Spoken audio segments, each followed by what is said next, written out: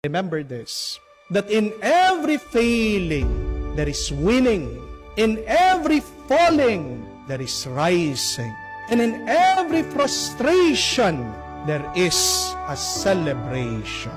Inaanyayahan po tayo ng Diyos sa pamamagitan ng sulat ni San Pedro.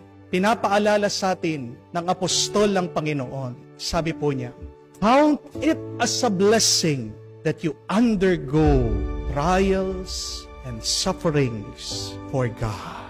Pag ikaw ay nakakaranas ng pagkabigo, pag ikaw ay nakakaranas ng sakit, pag ikaw man ay dumadaan sa paunti-unting kamatayan, huwag ka malungkot, matuwa ka.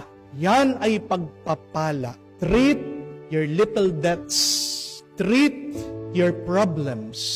Treat your failures as a grace from God. Amen? Marami po tayong mga kababayan, homesick sa ibang bansa.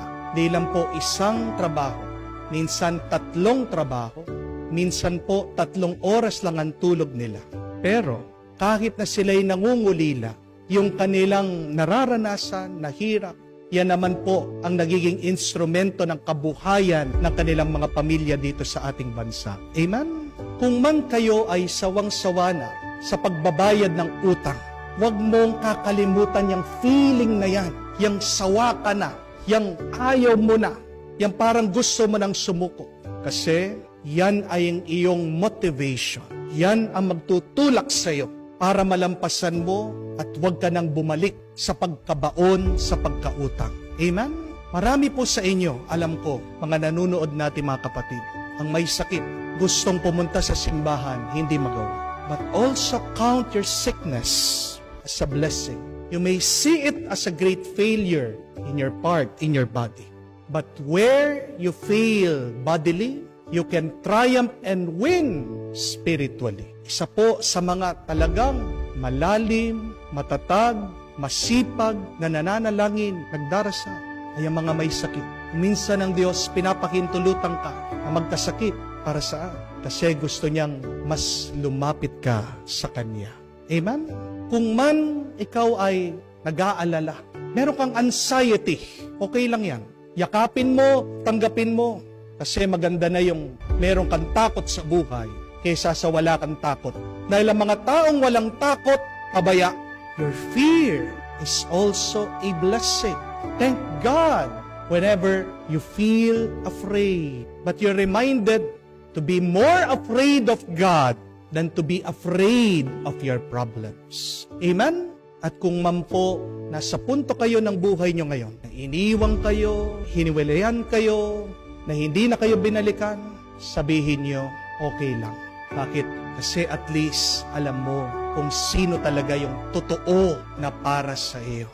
Remember, it is God who removes people in our lives. Allow people to go far from you kung hindi rin naman sila makakabuti sa iyo. Amen?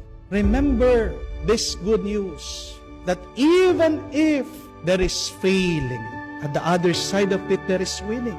Even if there is frustrations, there can also be a celebration. That in every death, there is a new life.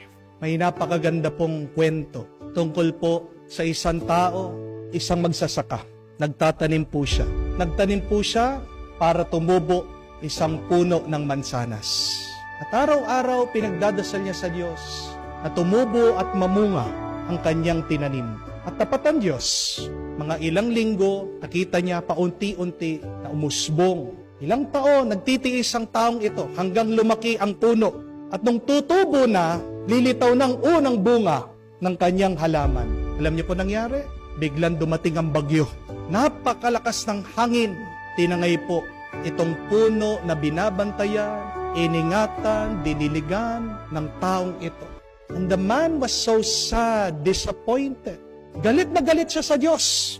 Kaya sabi niya, Lord, nagpagod ako, pinagdarasal ko naman, naniniwala ako sa iyo. Bakit tinayaan mo na dumating ang bagyong ito? Inalis mo itong aking pinagpaguran. Hindi po sumasagot ang Diyos. Hanggang pagkatapos po ng ilang linggo, nakita po nito magsasaka. Doon sa kanyang lupain, napakarami pong sumusulpot lumalaki na halaman. Yung po palang hangin, tinangay ang halaman at kinalat lang yung bunga nitong puno. Ang Diyos nagtanim, hindi lang isang puno, kung hindi marami para dito sa magsasaka.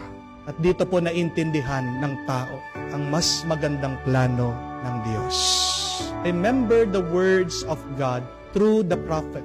My ways are not your ways. Ang pamamaraan ko ay hindi nyo pamamaraan. Kaya nga, hindi man natin maintindihan, maniwala pa rin tayo. Because what is faith? It is believing the unbelievable. It is trusting God that He can do the impossible.